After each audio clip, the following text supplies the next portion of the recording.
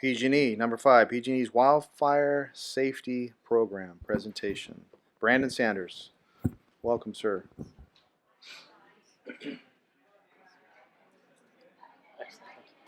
What? Good evening, Mayor Harris, council members. My name is Brandon Sanders. I'm your local public affairs representative here on behalf of PG&E. Hoping to share with you some updates on the work we're doing around wildfire safety throughout our system. I'd like to start by saying that the devastation in 2017 and 2018 really hit us hard as a company. Everyone knows that. We are very much focused on taking additional measures to harden our system, improve the safety of the communities we serve, and be a better utility off into the future. And so I'm here today to share with you information that I'm taking around to all of the cities and counties within the division I cover. That would be the Sierra Division, including El Dorado, Placer, Nevada, Sierra, Yuba, and Sutter counties. I've not been before this council before, so I do appreciate the opportunity and want you to know first that I'm available to you and all city staff if anything comes up PG&E related, wildfire or not. I can be an advocate for you back at the office, and I've worked with a few folks here at the city over time, and it's been a good experience. You have a really good group of folks here working at the city.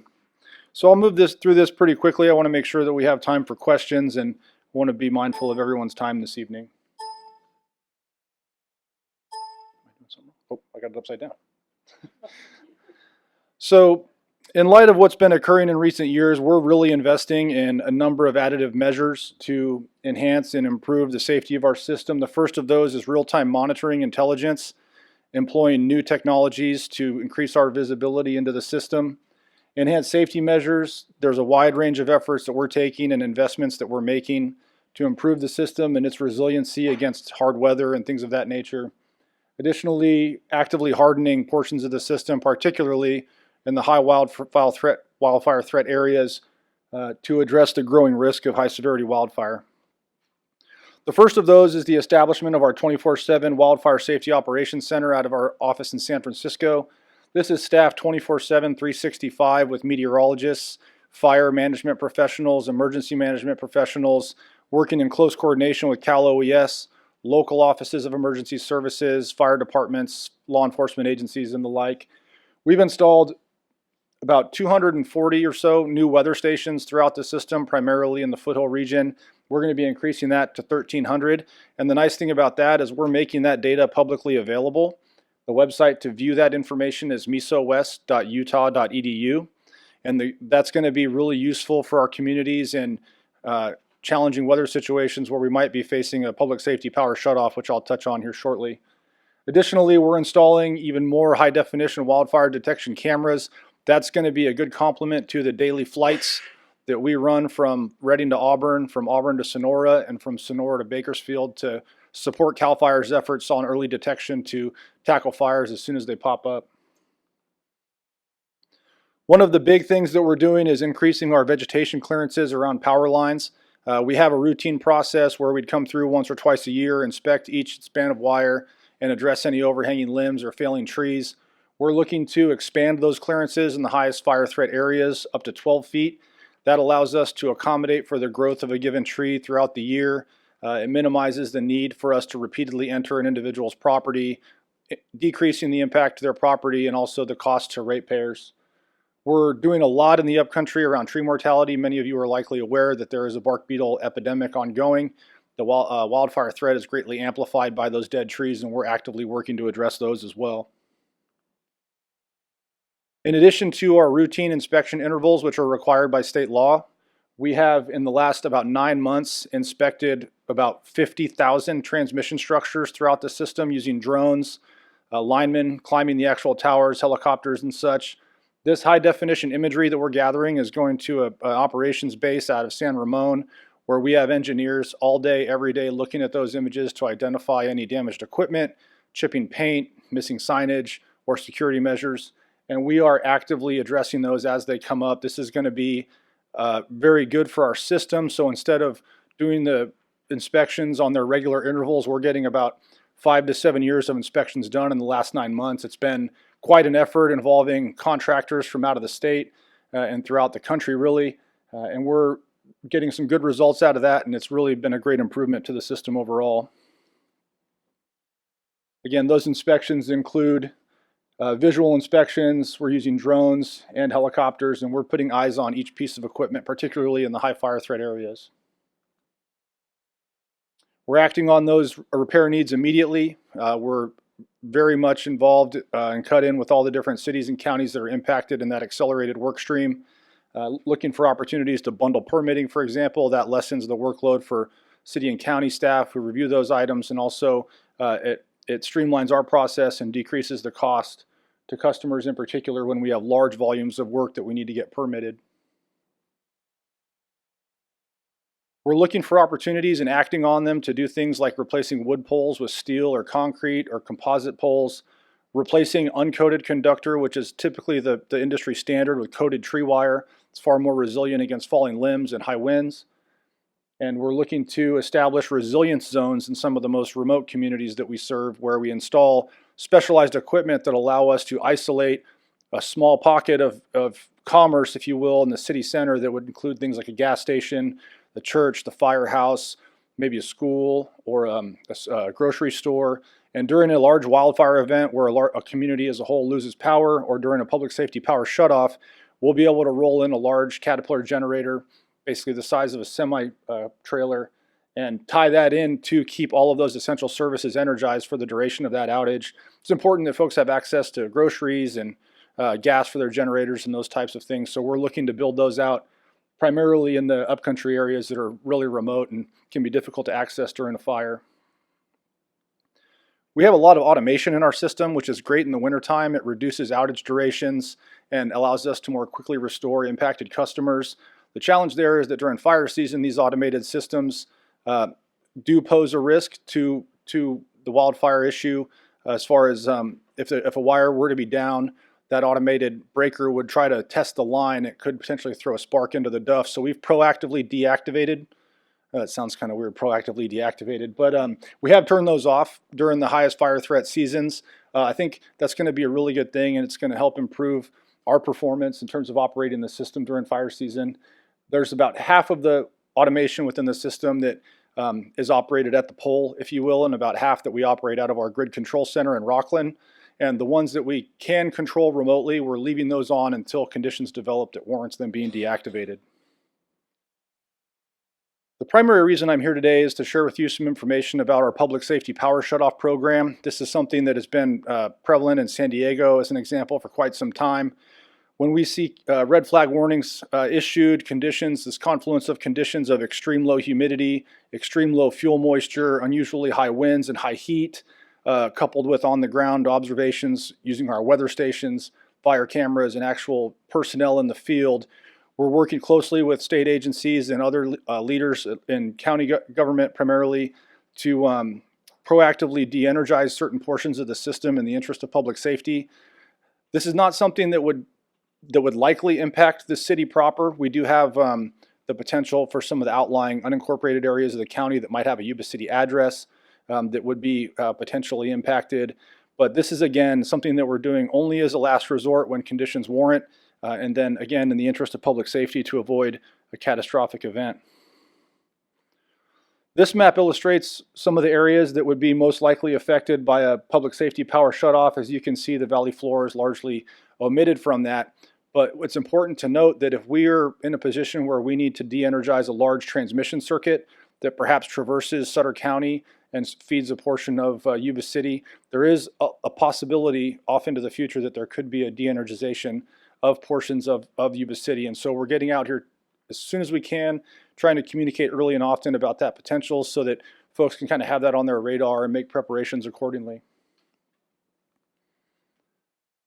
We have a really robust communications effort around this. We're very closely tied in with as many folks as we can in emergency management circles, but additionally our customers. And so kind of our baseline notification process is that we would send out notifications 48 hours in advance to both cooperating agencies such as cities and counties and state agencies, and continue that at regular intervals as the conditions developed up to the point where we would have to make that decision to de-energize. It's important to note for your constituents throughout your community. It's important that everyone update their contact information with PG&E so that in the event of emergency, we can contact you. There's a number of ways you can do that. You can sign up for text alerts, email, or phone, or all three. You can also follow our social media outlets as well. So this slide primarily relates to the upcountry areas and the more remote areas, but it speaks to our restoration process following a public safety power shutoff. When we de-energize the system, we essentially lose that remote visibility, and so that requires us to inspect every span of de-energized circuit on foot, on an ATV, in a truck, in a helicopter, to ensure that that is all fully intact before we turn it back on. The last thing we want to do is turn off the power for public safety and have it, start a fire when we turn it back on. And so there's a really robust patrol process. We bring in resources from throughout the state, mostly from areas that would be unaffected, like the coastal regions or down into Kern Division, for example, bringing in everyone we can to do those patrols. There have been 2 events so far, one last October, and then one I'm sure you're all very aware of from about 2 weeks ago. We do have documented damage during those events that had we not de-energized, it could have potentially resulted in something happening. Those after action reports are all filed with the CPUC, and you can find those on their website. And then, of course, once the all clear is given on the weather and the patrols are complete, we will re-energize the system and notify our customers. So PG&E has a plan. We're acting on it. We understand that it's impactful to our community, but it's something we have to keep in our toolbox in the interest of public safety. There's a lot of resources available on our website. You can see some of them highlighted here. We have a lot of emergency preparedness guidelines, toolkits, resources on our website. I encourage you all to visit pge.com. You'll see right on the home page, there's a banner across the top that speaks to wildfire safety. You can get a wealth of information there to help prepare you and your family.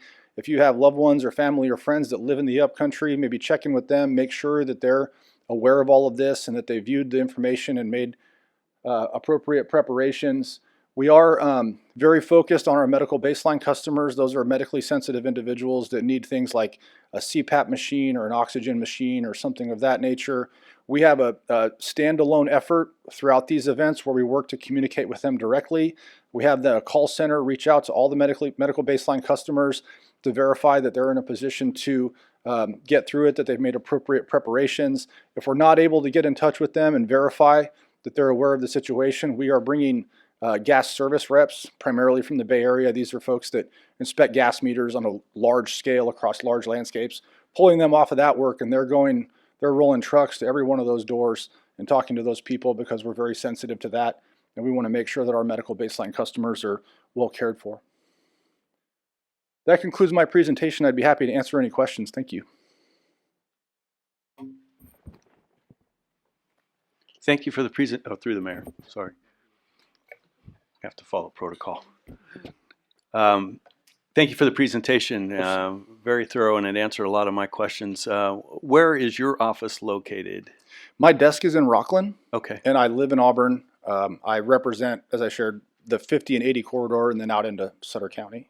And you mentioned the possibility of a power outage affecting us because of a transmission line. I guess I'm trying to wrap my head around, are we talking about things like the P substation, lines going into that? I mean, what are the possibilities of an outage affecting the Yuba City within our corporate city limits? It's an excellent question, Councilman. And so it largely depends on the conditions that we're seeing and the geographic extent of those conditions. It's hard to really say with any type of certainty what the expanse of any outage would be. But there is definitely the possibility of losing source side feeds into substations. The good thing about a place like Yuba City and others is there's oftentimes ways for us to switch around and maintain certain circuits live while we de-energize others. So I think it would mostly be coming down out of the upcountry. So those sources would likely be the first to be affected. But I mean, it's, we're basically letting everyone know that there is the possibility that if we do de-energize transmission level circuits, that it could result in large scale outages. The one upside to that being a city is that we have a lot of options. We have great access. We have a lot of switching ability, and we'll have resources close in. We have, as you know, a very large facility in Marysville. We have a lot of resources on the ground, and we basically work our restoration process from the most populated areas out. And so while you may have heard in the news individuals being out for 3 to 4 to 5 days, those examples are largely in the furthest reaches of the system in the upcountry. Thank you for the answer. I know we suffered a power outage here way back when, and it took about 2 or 3 days to get everybody back up, and it caused a significant amount of property damage due to spoiled food, et cetera. The big generators that you speak of, are those able to forgive my ignorance, but are those able to plug into a substation and supply it and then supply it down the line, or is that mostly, help me understand how that works? It depends on the configuration. I'm not an electrical engineer, so I probably can't describe it fully, but I don't think, for example, that we could pull one of those into one of your localized substations here and just immediately plug it in. It's quite a bit more complex than that. Those generation assets, I think, are more intended for communities that could be facing 3, 5, or 7 day durations, where we have that portable interconnecting transformer is what it's called. And we're looking, as time goes on, we'll install more and more of those, and that'll become much more prevalent throughout the system. But I can't really speak with absolute certainty, but I don't think that we'd be able to pull in those generators to work in a landscape like a city, just given the load demands. I don't think those would be adequate to keep a substation energized at the level it would need to be. Thank you. Appreciate the presentation. Of course, thank you. Diana, do we have any maybe the possibility of getting on our website, or even be a redundancy compared to the PG&E bill, but even our water bill, like we've done some other announcements to let the residents know about PG&E's website and preparations they can make and whatnot? Yes, we can add that. All right, thank you. That'd be a good idea, just to help out with that, getting the word out. If I may, Appreciate it. Yes, Mayor sir. Harris, we do have quite a bit of really good customer-facing information, single-page fact sheets, infographics, and all of those types of things. I'd be happy to share them with Diana, and Perfect. those can be broadcast freely on any medium you'd like. Exactly my point. Thank you very much Thank for you. that. All right. Thank you, sir. Thank you.